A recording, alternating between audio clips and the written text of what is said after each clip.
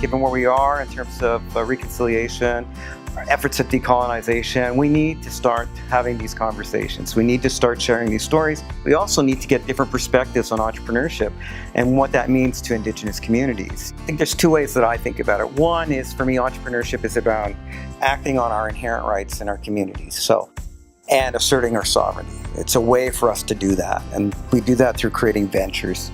I tend to move towards a value-based view of this, and so I talk about entrepreneurship as a hybrid venture.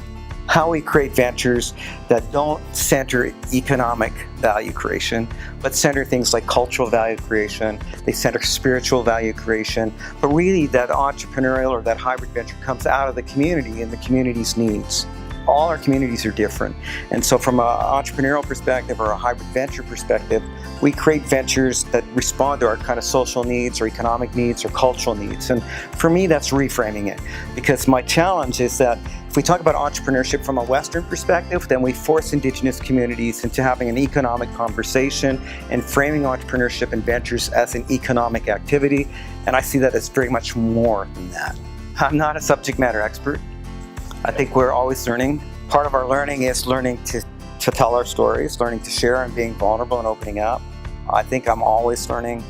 We learn from each other, right?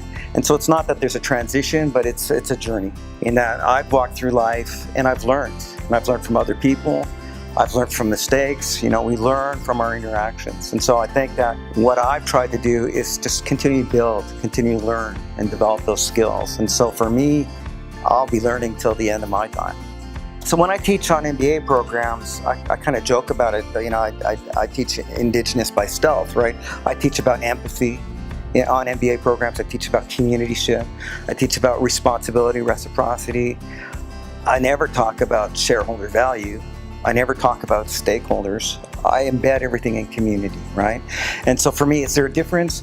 If we're coming from a values-based perspective, I think if we have these common values around creating a just and fair society that's sustainable, then those are values we can all share, right? But I think Indigenous peoples can be leaders in that and can bring their traditional teachings and their knowledge and understandings into it. And so creating safe space is important for that.